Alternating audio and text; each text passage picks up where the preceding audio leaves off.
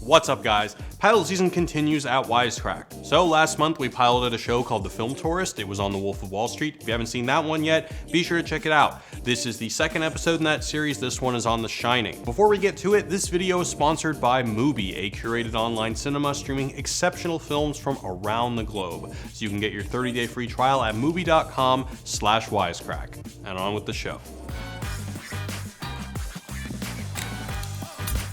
Stanley Kubrick's The Shining, or the world's most persuasive argument for taking the stairs.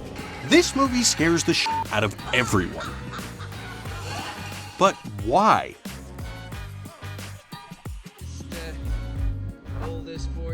It's hard to say what exactly is wrong with this place.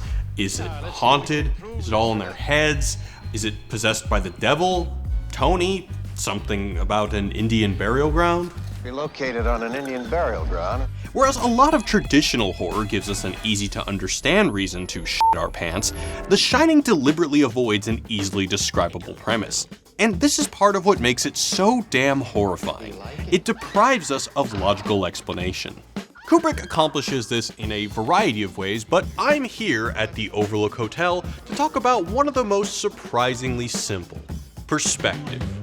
One of the most effective ways to create a strong sense of perspective is through the way a shot is framed and sequenced.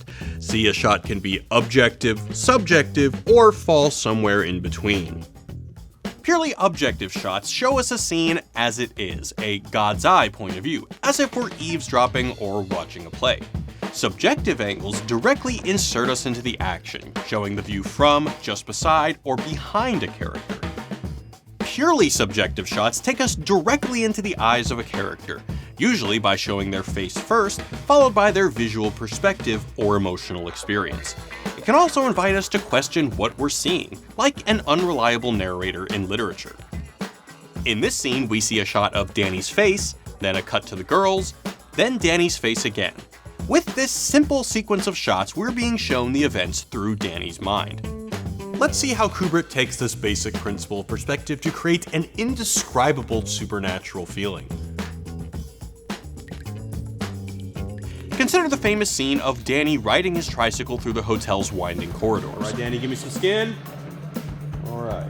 Using a state-of-the-art piece of equipment for the time, Kubrick is able to achieve supernaturally smooth movements to follow Danny, showing us the hotel from a child's point of view. We follow Danny in a traditional subjective shot that emphasizes his experience navigating a large maze-like hotel, but we don't follow him perfectly. Watch how the camera lingers after he's left frame, and then hurries to catch up with him. One film scholar calls this the wandering camera because the camera ambles along like its own sentient being, or here, an imagined monster stalking Danny through the halls. This creates the sense the hotel is alive and watching Danny through his shitty vacation.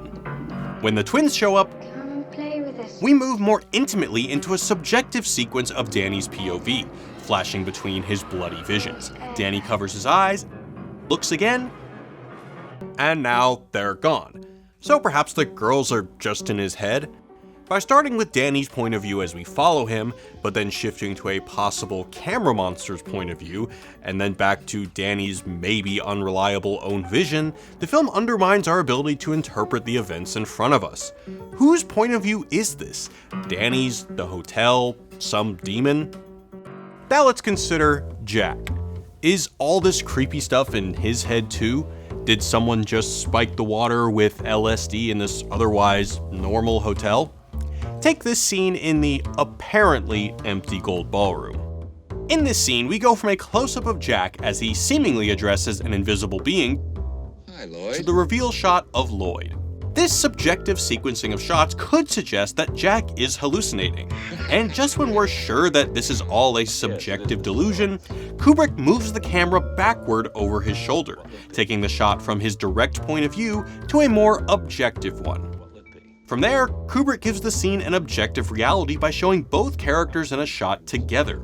Lloyd's the real deal, we think, until Wendy shows up and the ballroom's suddenly empty and we're left totally confused and creeped out. So what's going on? We don't know, and the camera work makes sure we'll never find out. Now at times, Jack's point of view even seems to merge with that of the imagined predator that was following Danny. In this shot, Jack's view looking down on the model hedge maze blends into an aerial view of his family wandering through the actual hedges. This effect happens again as he chases Danny in the final scene. See how the same kind of shot that used to be stalking Danny through the halls has now mingled with Jack's point of view, further confounding the various supernatural elements of the film. When not using point of view to screw with reality, Kubrick also uses our perception of physical space to creep us out.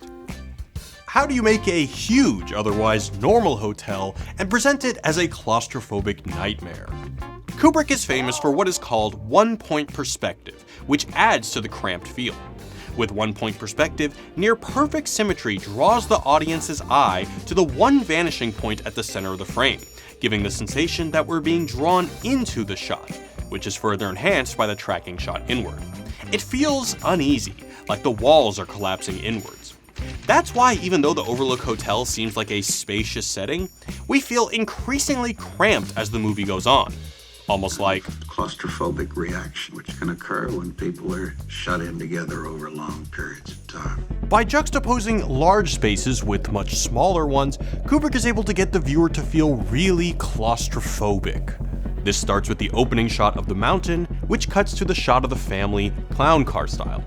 Then we move from the large sweeping hotel lobby to the Torrances' small hotel quarters. While the hotel may be large, the Torrances are trapped in increasingly smaller spaces within it. Very, homey. Eventually, Jack ends up locked in a fridge, Danny escapes through a tiny window, and nobody has any elbow room. Through these tricks in perspective, Stanley Kubrick is able to add a layer of creepiness that evades simple description. And that's why The Shining is so great, and why film nerds will continue to talk about it for years to come. There's so much more to talk about in The Shining, so if you like this video, let us know if you want us to do another, and as always, thanks for watching. Peace. Alright guys, hope you enjoyed that. We got a couple more coming out before the end of the year. So this episode is brought to you by Mubi. For those of you who listen to our Mubi podcast, you know that Mubi has been gracious enough to support us there as well. And because of them, we're able to continue making episodes of The Film Tourist. So Mubi is a curated online cinema that focuses on prestige films, festival hits, and beloved classics. There are always 30 perfectly curated movies on the site. Every day they present a new film, and every day they take one away. Mubi's a really great way to discover international directors you might not be exposed to otherwise. Recently, Mubi has been featuring the works of Hong Kong filmmaker Johnny To, who is famous for making really awesome gangster films. I watched the film Triad Election in college, and it catapulted my love for Hong Kong cinema. That movie is playing now on Mubi, along with other Johnny To films like Mad Detective and Vengeance. So if you like gangster movies, you're gonna love Johnny To, and if you like discovering new cinema, you're gonna love Mubi. So try Mubi free for 30 days at mubi.com/wisecrack. That's mubi.com/wisecrack for your extended free trial. Thanks to Mubi for supporting us, and as always, peace.